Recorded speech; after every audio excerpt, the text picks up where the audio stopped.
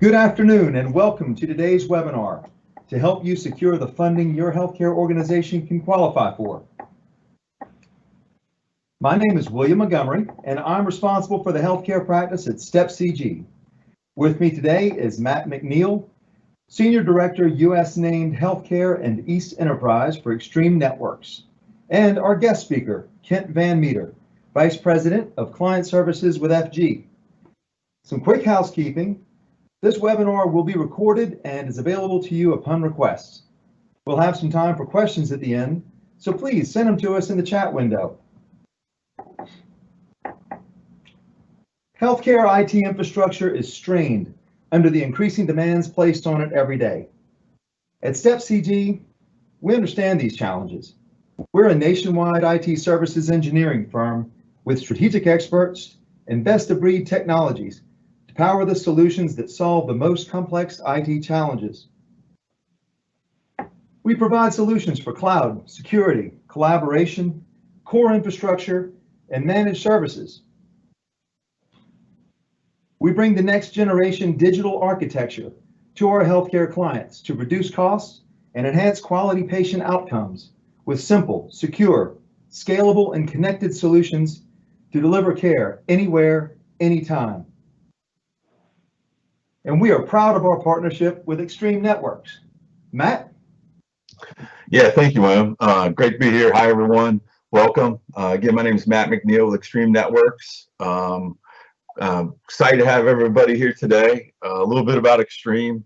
Extreme is a global networking solutions company. I work in our healthcare division. It's a big part of Extreme globally, and just really excited about the chance to get better educated today about the funding piece.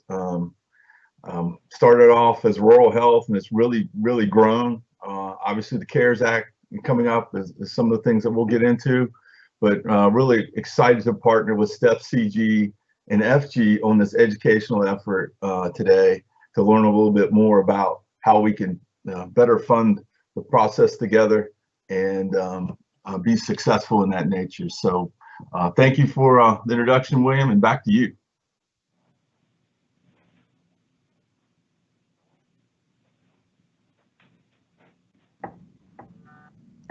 Thank you, Matt. Sorry for the pause there, everybody. And now just a little bit about our speaker. And yeah, me too. I'm excited to be with you guys and appreciate you joining us, Kent. FG is a leading network and technology management company. They specialize in federal funding programs specific to the healthcare industry. They're currently the second largest program administrator of the Federal Healthcare Connect Fund. Kent has over 25 years of senior executive experience spanning the wireless, cable TV, CLEC, and private networking industries. So Kent, we're going to hand it over to you to guide us through the complexities of the funding process. Thank you. Great, thanks everyone. Thank you for carving out a little bit of time this afternoon to talk about federal funding programs. This overview is really designed to be more educational and awareness. So I'm going to try to keep it at a high level, but be happy to go into any level of details that you may have. As mentioned earlier, you can send questions in the chat. There'll be some time at the end to ask those questions as well. This is about 20 minutes, 25 minutes, depending on how many questions we may have. So I might be able to give you a little bit of your afternoon back. So let's just go ahead and dive into it. Next slide, Joey. Thanks. So before I get into federal funding, I just want to give you a very brief understanding of FG and who we are. As mentioned, we are a technology and management company, and we really specialize in network optimization. Most of our client journeys start at the lower left-hand side of the slide with buying better. We help clients buy better. That is inclusive of our federal funding program and a broader carrier complete program, which really looks at your telecom estate more broadly. That frequently leads to discussions with clients about how they can connect better, audits, engineering work. Frequently that leads on to clients who request our assistance in managing their network, and that can take place at a variety of different levels. We have a 24/7 NOC. In some cases, we actually have FG personnel embedded in the healthcare system to help with network monitoring and management. So it's really this whole spectrum that we are in, but today we're really going to focus on the funding side. So let's flip to the next slide. So why is federal funding so important? Well, this is probably a statement of the obvious for everyone on the call, but COVID-19 has really done damage in the healthcare space. Revenue streams are shot, budgets are shot. There had to be a rapid shift to telehealth and all the expense that was associated with that. And so as a company, FG, we sort of stepped back and said, how can we help our healthcare clients or potential clients, and where can we be the most effective? And that really comes down to federal funding. So let's flip forward. So there are federal funding programs out there that the healthcare industry can take advantage of, and we're going to focus on the Healthcare Connect Fund, which is the one farthest to the right, but I did want to take just a moment and touch on two other programs. With the development of COVID-19, the FCC did launch a telehealth program. This is a $200 million program. They have stopped taking applications for telehealth, but I wanted to bring it up because there's a lot of conventional wisdom that says they're going to add more money to this program. This is a rapid response program. This is probably the fastest federal funding program that we've ever experienced, meaning people were submitting expenses in May and getting funded in June, and that's virtually unheard of in the federal funding world. So we're going to keep our eyes on the telehealth program. We would advise everyone in healthcare to keep your eyes on the telehealth program as well. The next one is the Connected Care Pilot Program. This is sort of an infrastructure-based program, not exclusively, but that's sort of the genesis of it. It's a $100 million program. Not all of the rules have been outlined for this yet, so this is another program that I would say, keep your eyes and ears open. There's more information coming down about the Connected Care Pilot Program. And last but not least is the Healthcare Connect Fund. This is an annual program. It's been in existence for several years.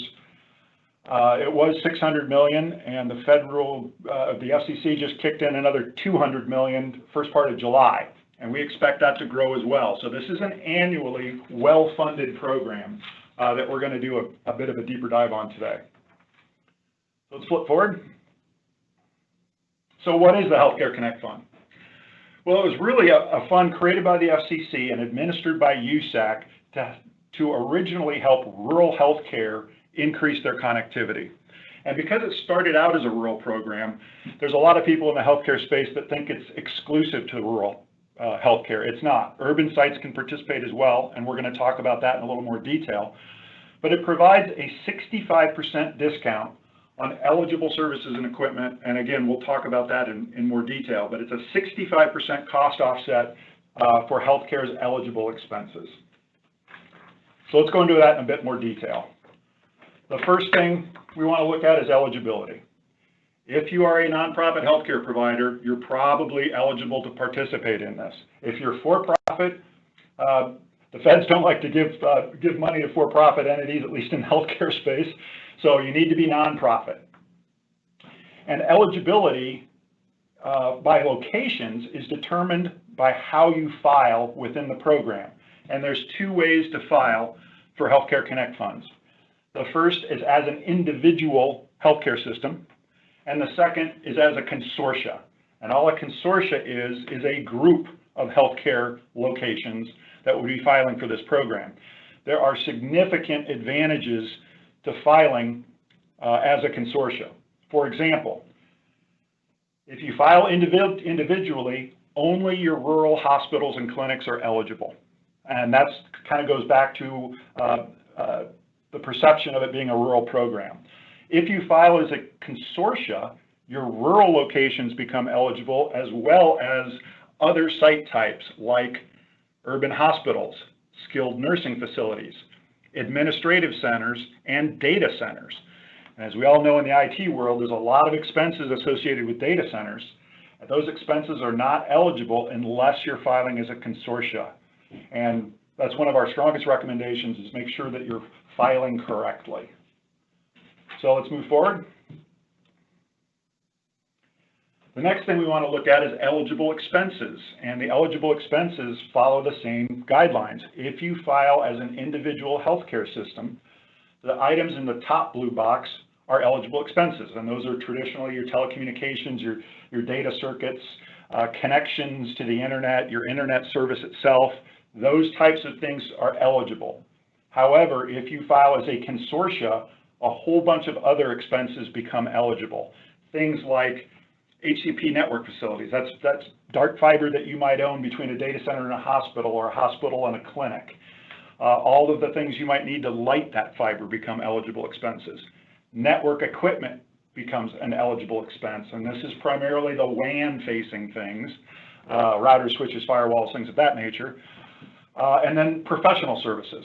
So anything that you might need assistance with in terms of design and engineering of your network, the installation of your network, or the management of your network, all of those services become eligible if you file as a consortium. Let's flip forward. So the process. This is one of the areas that healthcare really struggles with in the Healthcare Connect funding, because it is a protracted and complicated process. But whether you're filing yourself or you're using a third-party filer, the process remains the same. I'm just going to hit on a couple quick steps in here. The first step is to get your sites registered. So there are USAC forms that are filled out, submit to USAC. They will tell you whether those sites are eligible or ineligible. The next step is to gather all of those eligible expenses.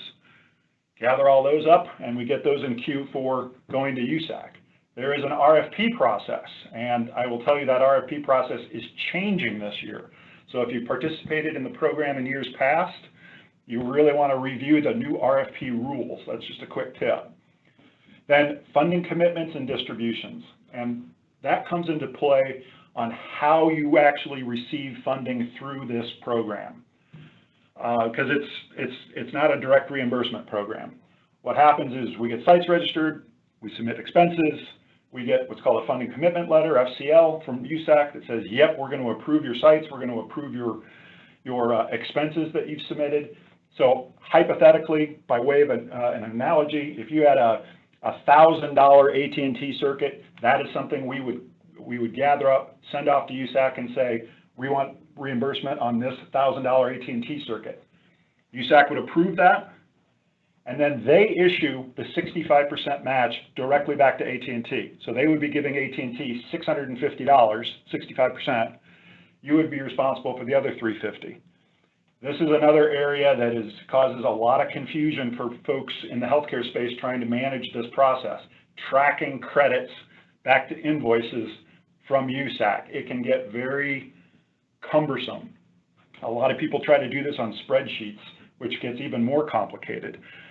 But by way of compare and contrast, we have developed tools that allow us to track credits from all carriers, all service providers, all equipment vendors, back to the location level, the vendor level, the billing ID number, the billing account number.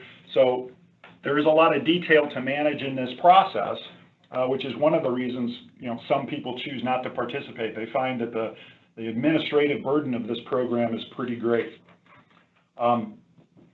Again, by way of example, when we talk to folks in the healthcare space and say, hey, you're eligible to participate in this program, why are you not taking advantage of it? It really comes back to kind of one of three reasons. One, they say, Healthcare Connect Fund, never heard of it. What is it? That's kind of what today's all about, doing a little bit of education and awareness. Two, they think it's a rural program. They say, I've got 9 urban hospitals. I'm not eligible for that rural healthcare program. Yes, you are. We can make you eligible. Or three, they got into this process and found it so cumbersome that they couldn't keep track of it. And again, from a value proposition perspective, that's kind of what FG does. We want to educate people, we want to help them participate, and if they'd like us to, we can manage the entire administrative piece. So let's flip forward to the next slide. So from a filing and timeline perspective, we used to have lots of other lines and deadlines on this timeline, and it got to be pretty cumbersome because there are a number of USAC deadlines. But for today's purposes, what I want to do is keep it again at the high level. The funding year straddles a calendar year. So we just finished the 2020 funding year, June 30th, a couple weeks ago. We are already starting to process client applications and getting ready for 2021. The 2021 year will run July 1st of 2021 through June 30th of 2022. So again, keeping this kind of at a high level, I guess our guidance is you cannot start this process for the next funding window too early. There are multiple USAC deadlines that have to be hit before you can get into that July funding window. This is one of the areas that people frequently lose sight of. For example, there is a deadline to have your sites registered. If you miss that deadline, you're done for the year. You're already out of the pool. So there's multiple deadlines that you need to keep aware of. Those are listed on the USAC website. You can go and take a look at those in more detail if you'd like. All right, let's move forward. So this is one of the items that folks on the call today might be thinking about. Hey, you know, I participate in the program. Am I getting the funding that I should be getting? Or I'm not participating in the program. What's the opportunity for me? And for anyone who's in the healthcare space that's on this call, we can get you one of these customized opportunity reports. This is a tool that we use at FG. It's based on 3 different databases. First, a USAC open data source, which is public info. Second is the Definitive database. That's a third-party database company that specializes in the healthcare space. And then our own proprietary modeling. So we will look at your individual healthcare system and say, based on the kinds of sites you have and the number of eligible sites, this is what you should expect to get out of this program. I will tell you that it tends to run conservative because in this particular example, you'll see there's 15 qualified sites. And we would anticipate them getting $865,000. But that's only from the sites that are delivering healthcare. What we need to add into this is data centers and admin centers. So it tends to be a conservative number. But again, if you're filing internally today or using a different third-party filer, this is just sort of a gut check. And if you're interested in taking a look at this in more detail, you can reach out to your STEP CG or Extreme reps. We'll make sure we get a report generated and out to you. Okay, let's move forward. So again, we've got a combination of different types of healthcare providers on today's call, small, large, rural, urban, and I wanted to just end with a couple quick filing tips, regardless of whether you're doing it yourself or using another third party. These would be our ardent advice for looking at the 2021 filing window. First, create or join a consortium. More locations become eligible, more expenses become eligible. If you form your own consortia, you need to make sure that you have the right rural-urban mix. In order to file as a consortia, you have to have a majority rural location. So if you have 100 locations, 51 of them would have to be rural in order for you to file as a consortia. Now, there may be folks on the call today that say, you know, I've got 9 urban hospitals. I don't have anything rural. How would I ever qualify as a consortia? Well, that's something that we can help you with. What we've done is form the SRHO National Healthcare Consortia. It's comprised of multiple healthcare entities. It is predominantly rural, but we can put you into that consortia, and those urban sites that you have become eligible. So, or you can try to find your own rural consortia to join, but we've made a really simple process in order for you to join the national consortia, because the rural-urban ratio requirement is not at the healthcare level. It's not at ABC Health. It's at the consortia level. So all of the different rural and urban healthcare systems we have in that, as long as that mix is 51% rural, we're good to go. And we manage that rurality. Tip number 2, stay on top of rule changes. Government programs love to change the rules, and there's been a number of changes yet this year. So if you're filing yourself or if you're using a third-party filer, make sure whoever is processing your HCF funding understands how those rule changes may affect your filings. We've seen this with the consortia rules just changed last year.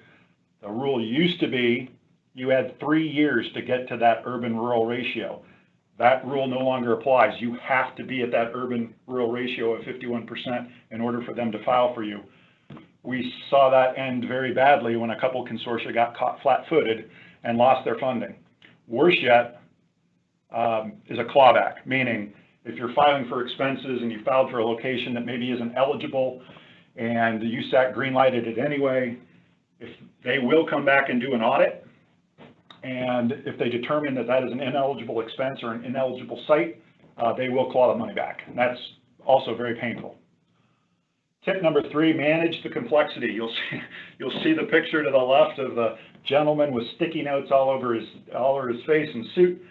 I like to insert this for one reason. We had a large healthcare system who was filing for themselves and were literally using a big calendar on the wall and sticky notes. And when someone opened the door or turned on a fan, those sticky notes went everywhere, and candidly, they were lost. So you need to implement the right tracking tools, and would strongly advise that something other than Excel spreadsheets to track all of this. Let's flip forward. So work ahead of deadlines. You heard me mention on the timeline slide about the changing USAC deadlines. And there are soft and hard deadlines, meaning the soft deadlines are things that you have to have done so you can even meet the hard deadline. For example, there's a deadline to get your sites registered. But what USAC doesn't tell you is that it can take them 6 to 8 weeks to respond to your site registrations. You need to be building that into your timelines. There is a deadline to have RFPs filed. What USAC, well, they tell you, but what people frequently lose sight of is you have to leave that up on the USAC website for a minimum of 28 days before you can action any of it. So you need to build in those soft deadlines so that you don't miss a hard deadline. Number 5, I spoke to this earlier, adhere to the bid process. That's the RFP process.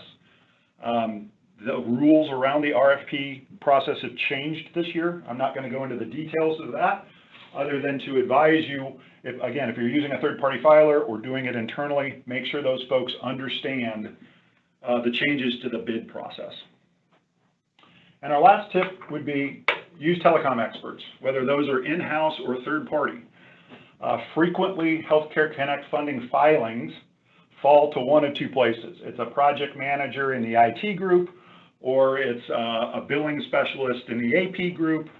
And what we would suggest is that you match those two skill sets. In order to maximize this program, you really need someone who understands your network and somebody who understands the funding side of it, or the payables, who can track those credits as they come in. So get accounting and IT together if you're doing it in-house, and that's probably the best way to make sure you're not missing something. Or obviously, FG, that's what we do for a living. We'd love to help anybody who may be interested in having us do that for them. So that is a very high-level overview of Healthcare Connect funding. Again, purposely didn't want to go too deep, but if there are additional questions or any additional detail that you might have, I'd be happy to answer them. Hey, looks like we did get a few questions. The first one is the HCF fund fully funded for the upcoming year, 2021? Good question. They have not announced the official funding level for 2021 yet, but we are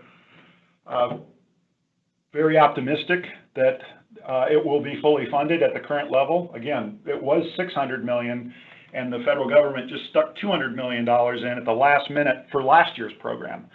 So we anticipate full funding for 2021. Awesome. The next question is, how do I get a funding report for my healthcare system? Sure. What I would recommend, if anyone's interested in taking a little bit deeper dive on their particular opportunity, just reach out to your STEP CG or Extreme representative, and we'll arrange to get a report out to you usually a day or two. All right. If anyone else has any questions, you can keep adding them into the box. Looks like we have a few more. The next one is, are there additional costs involved with filing as a consortia? No, the consortia filing is a classification. There's not an additional expense, so to speak. So if you're filing individually today and you meet the consortia requirements, you just change your filing status.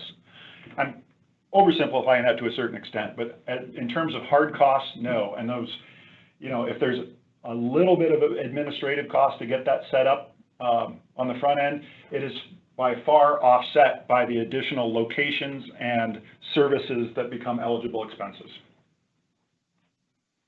Awesome. And then, is there any reason my healthcare entity should not participate in this program?